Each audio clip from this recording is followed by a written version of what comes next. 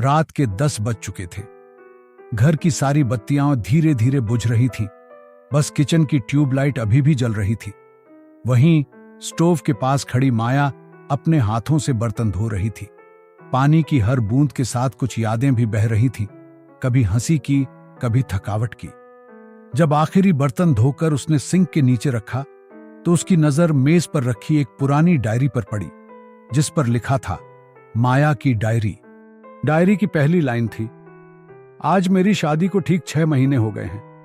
सब कहते हैं मैं बहुत भाग्यशाली हूं, अच्छा घर, अच्छा पति, सब कुछ, पर शायद किसी ने कभी पूछा ही नहीं कि मैं क्या चाहती हूं। उस वक्त माया 25 साल की थी। शादी के बाद एक छोटे शहर में आकर ससुराल में बस गई थी। शुरुआत में सब नया, सब अच्छा लगा, लेकिन धीरे धीरे वो सपनों की आवाजें घर के कामों की खटपट में दबने लगी। सुबह 5 बजे उठना अब आदत बन गई है।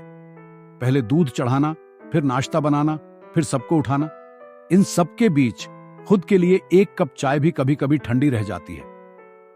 घर में सब उसे परफेक्ट बहू कहते, पर किसी ने नहीं देखा था कि वो कभी कभी रसोई की खिड़की से बाहर देखती थी। माया के चेहरे पर एक गहरी उदासी आ जाती थी।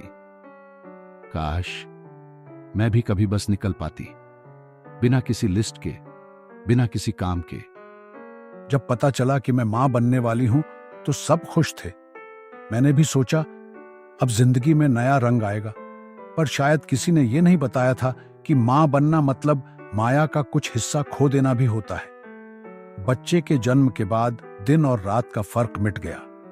नींद, खाना, खुद की देखभाल, सब पीछे छूट गया। कभी कभी आईने में खुद को देखती हूं तो लगता है जैसे मैं वो लड़की ही नहीं रही जो अपने सपनों में मुस्कुराती थी। एक दिन शादी की सालगिरह पर राहुल ने कहा, तैयार हो जाओ, बाहर डिनर चलते हैं। माया बहुत खुश हुई। उसने अपनी पसंद की साड़ी पहनी, हल्का मेकअप किया और आईने में खुद को देखा। थोड़ी देर तक वो खुद को निहारती रही, पर अगले ही पल उसकी आंखें भर आईं। आईना झूठ नहीं बोलता। उसमें मैं वही दिख रही थी जो सबको दिखती है, एक पत्नी, एक मां।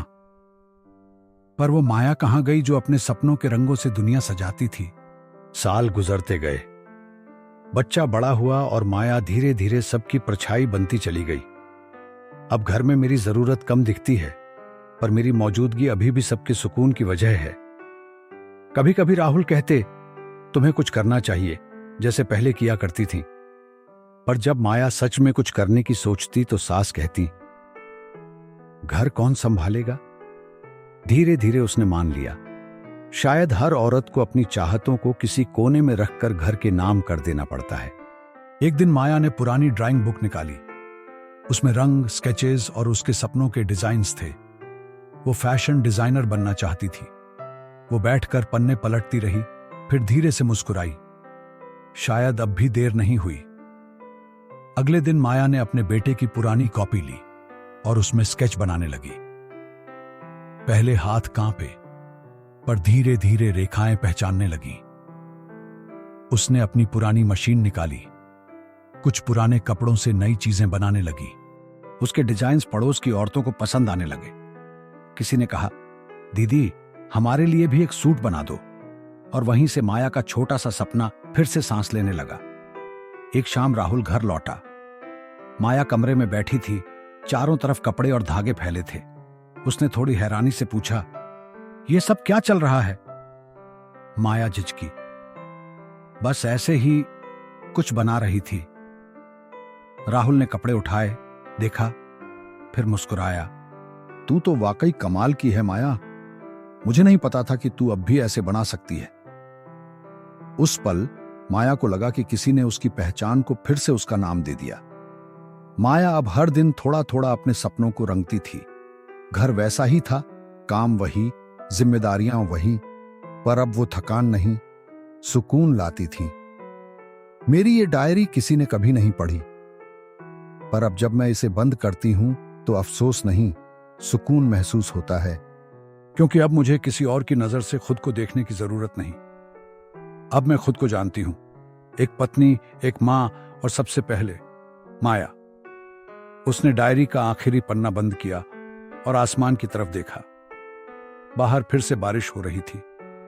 माया ने हल्के से कहा, धन्यवाद जिंदगी, आखिर तूने मुझे खुद से मिलवा दिया। ऐसी ही सच्ची प्रेरणादायक कहानियां हम हर हफ्ते लेकर आते हैं, तो चैनल को सब्सक्राइब कीजिए और बेल आइकन जरूर दबाइए। मिलते हैं अगली कहानी में, जहां जिंदगी के आंसू हौसले में बदलते हैं।